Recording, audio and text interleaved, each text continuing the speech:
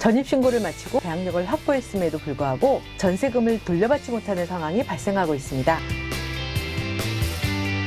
오늘은 법인이 경매를 통해 세입자 보증금을 편취하는 신종 전세사기 수법에 대해 정리해 보겠습니다. 먼저 실제 사례를 볼게요. 법인 임대인의 파산으로 1억 5천만 원 보증금이 묶인 사례입니다. B씨 부부는 신축 오피스텔에 법인 명의 임대인과 전세 계약을 맺습니다. 건물도 깨끗했고 전세가율이 매매가 대비 80% 수준이라 특별히 의심을 하지 않았습니다. 하지만 계약 종료 무렵 법인이 파산 신청을 합니다. 연락 두절이 되고요. 등기부상 임대인이 법인이면 개인 재산에 소송도 할 수 없어요. 회생 절차 중인 법인에선 보증금 반환 우선순위도 확보하지 못했습니다.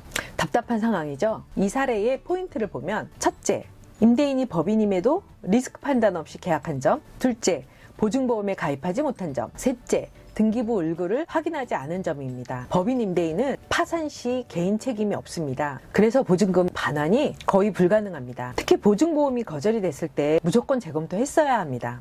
아무튼 위의 사례는 전형적인 사기 패턴으로 볼 수 있는데요. 먼저 부동산 법인 A가 시세보다 저렴하게 주택을 매입합니다. 그리고 시세보다 높게 세입자를 드립니다. 그리고 운영하다가 대출도 받고 자금난으로 인해 대출 연체가 되고 경매로 넘어갑니다. 그런데 낙찰받는 것도 대부분 자기들 법인 B가 합니다. 이런 방식으로 법인은 이중이득을 취합니다. 또 다른 비슷한 경우를 볼까요? 법인이 굳이 주택을 매입하지 않고 경매에 나온 주택을 낙찰받습니다. 이미 그 주택에는 대항력 있는 임차권도 있습니다. 그런데 임차인의 보증금이 보장받지 못하고 있습니다. 법인이 낙찰자이기 때문입니다. 사실 낙찰자가 세입자의 임차권을 인수했다는 것은 세입자가 계속 거주해도 된다는 의미지 바로 지급을 하겠다는 의미가 아닙니다. 낙찰받은 법인은 보증금 반환 거부하고 계약 해지 통보하고 명도소송하고 그리고 법인을 파산 신청합니다. 세입자는 다시 명도소송에 휘말리게 되고 법인 낙찰자는 연락조차 되지 않습니다. 결국 시간이 지나면 지날수록 세입자의 피해는 커지기만 합니다. 왜 개인이 아니라 법인이 이런 사기를 칠까요? 법인은 자산이 없거나 책임 회피가 쉽습니다. 임차인이 소송을 제기해도 법인은 운영을 중단하거나 파산 신청을 하고 버팁니다. 등기에 대표자 명의도 나오지 않아요. 추적할 수가 없는 거죠. 결국 보증금을 받고 경매까지 유도해서 또 낙찰받고 이중이득을 취하는 건 법인입니다. 그리고 개인이라도 깡통 전세 갭투자 사기에